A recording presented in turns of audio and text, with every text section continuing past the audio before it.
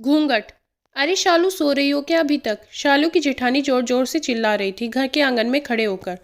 तभी शालू भागती हुई अपने कमरे से निकली और बोली, दीदी आ गई मैं। जेठानी बोली, शालू मैंने तुम्हें रात में ही समझाया था कि सुबह को जल्दी उठ जाना, तुम्हारी मुंह दिखाई की रस्म है। शालू बोली कि दीदी रात को नींद ही नहीं आई, जगह नहीं है और मन में थोड़ा डर था कि सुबह आंख नहीं खुली तो। सीमा हंसती हुई बोली, शालू मेरी प्यारी देवरानी जल्दी से घूंघट कर लो, अगर माँ जी आ गई तो हंगामा हो जाएगा। शालू ने घूंघट किया ही था तभी माँ जी वहां आ गई और कड़कड़ाती आवाज में बोली, चलो अब क्या यहीं गपशप मारती रहोगी तुम दोनों। शालू और सीमा ने चलना शुरू ही किया था तभी माँ जी ने सीमा के कंधे पर हाथ रखा और बोली, पता है ना कहाँ से जाना है और कैसे जाना है। माँ जी ने बोला कि जब भी कोई बड़ा तुम्हारे सामने खड़ा हो तो हमेशा घूंघट में रहना और कम से कम अपने बड़ों के सामने आना, और बिना घूंघट के तो कभी नहीं। सीमा कुछ बोली ही नहीं, बस अपना सर हिलाकर हाँ बोल दिया। शालू ने भी बस अपना सर हाँ में हिलाया। माँ जी के जाने के बाद शालू ने पूछा, सीमा दीदी आप तो स्कॉलर हो और इन सब चीज़ों को कैसे निभाती हो। सीमा मुस्कुराई और बोली कि मैं थारे जेठ जी से बहुत प्यार करती हूँ, इसलिए अभी तक चुपचाप सब चीज़ें निभा रही हूँ। शालू कुछ नहीं बोली और चुपचाप सीमा के साथ घर के बाहर वाले कमरे में जाकर बैठ गई। वहां पर एक पड़ोस की आंटी जी बैठी थी। वो बोली कि यह कैसी बहू आई है, ससुर जी सामने खड़े हैं और ये यहाँ बैठी है। शालू को कुछ समझ ही नहीं आया, मतलब। सीमा बोली कि आंटी जी अभी नई बहू है, यहाँ के रीति रिवाज सीखने में थोड़ा समय लगेगा। सीमा शालू को वहां से उठाकर शालू के कमरे में छोड़ गई। 6 महीने यूं ही छोटी छोटी चीज़ों में बीत गए। फिर एक दिन शालू राघव के साथ साड़ी लेने गई। राघव का फोन आया और वो दुकान से बाहर बात करने चला गया।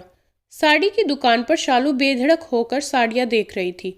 तभी साथ में बैठे हुए अंकल जी खांसे, एक बार, फिर 2 बार, फिर 3 बार। शालू ने साड़ी वाले भैया से बोला कि भैया इन अंकल जी को पानी दे दो, बहुत खांसी हो रही है इन्हें। अंकल जी भड़क उठे और बोले, क्या बदतमीज लड़की है, ये कुछ शर्म लिहाज है या नहीं इसे। दुकान पर हंगामा देख राघव बाहर से भागकर अंदर आया और अंदर आते ही अंकल जी के पैर छूकर बोले, मामा जी आप यहाँ। शालू घबरा के दुकान से बाहर निकल आई, एक लंबा घूंघट करके गाड़ी में बैठ गई।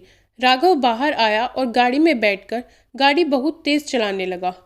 शालू ने धीमी आवाज में बोला, गाड़ी बहुत तेज चला रहे हो, कहीं एक्सीडेंट ना हो जाए। शालू और राघव घर पहुंचे ही थे तभी माँ जी जोर जोर से चिल्लाते हुए बाहर आई, देखो आ गई है शालू साहिबा, खानदान की इज्जत मिट्टी में मिलाकर। तभी सीमा आई और बोली, माँ जी मेरी शादी को 6 साल हो गए हैं, मैं अभी तक मामा जी को नहीं जानती। ये कैसे जानेगी? माँ जी जोर से चिल्लाई, देखो कैसे चपड़ चपड़ जवान चल रही है इस सीमा की।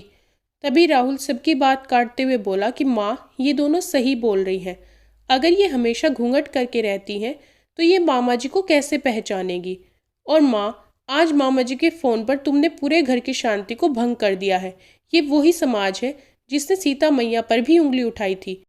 पिताजी और जेठ जी ने भी अपना पक्ष राघव के साथ ही रखा। माँ जी थोड़ी देर बाद सोचने के बाद वापस सीमा और शालू के पास आई और बोली कि तुम दोनों को अपनी मर्यादा पता है, मुझे उम्मीद है कि तुम कभी भी मेरा सिर शर्म से नीचे नहीं झुकने दोगी।